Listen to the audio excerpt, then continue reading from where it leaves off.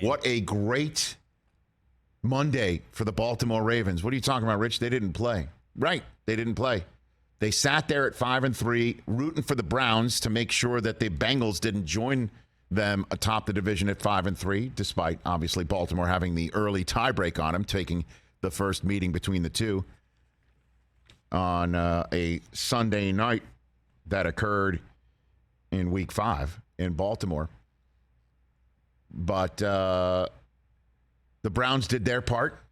The Bengals got absolutely snowed under on Halloween night. And then earlier in the day, the Ravens go to Ryan Poles, the general manager of the Bears, and complete a conversation that might have started when Robert Quinn wound up somewhere else. And they're like, okay, so you're answering calls, are you, about your star defenders? Okay. How about the guy that was holding out during training camp?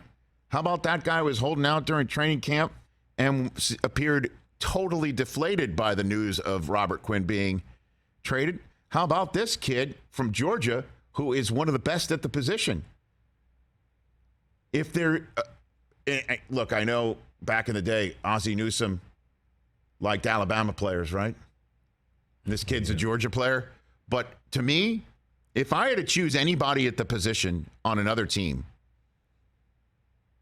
that sounds perfect as a fit for the Baltimore Ravens, Devin White of formerly LSU sitting in Tampa might be one.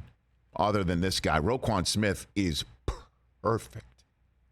Him and Patrick Queen, another LSU kid. They're the ones who are going to be behind that defensive line. Okay. That's going to be a problem for a lot of teams. This is a great move, a 2-5. So the Bears are extremely well positioned for the future because they have, if I'm not mistaken, 9 draft choices and $120 million in cap space next year.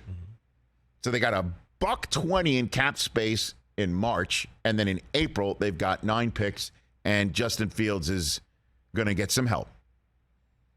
And clearly they're building for that time while being one of those teams that can come get you on a Sunday, or as Chris found out last week on Monday night, they can come get you.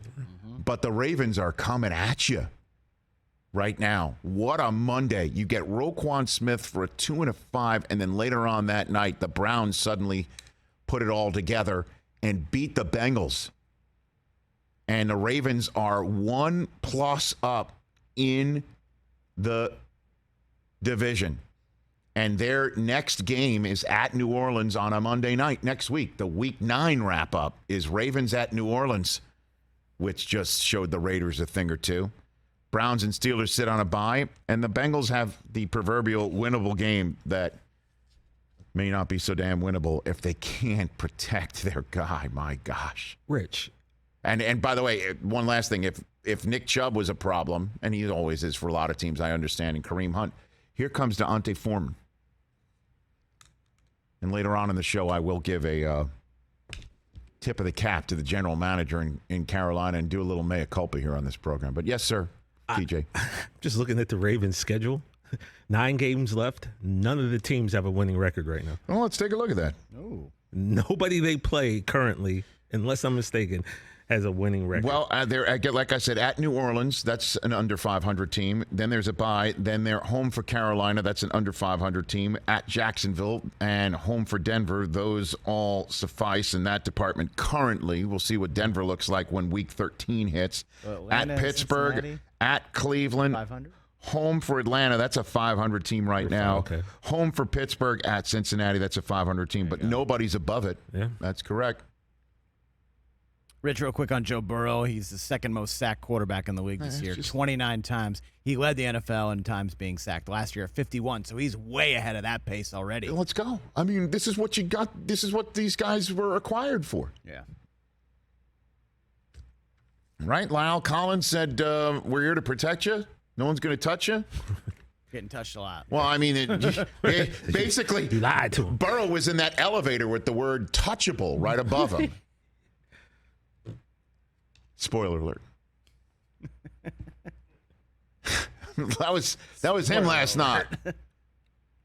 Him on the floor of the elevator. Touchable. That was Monday night. Man, didn't see that one coming. Nope. What a league. Catch the Rich Eisen Show every single day on the Roku channel, 12 to 3 Eastern, for free.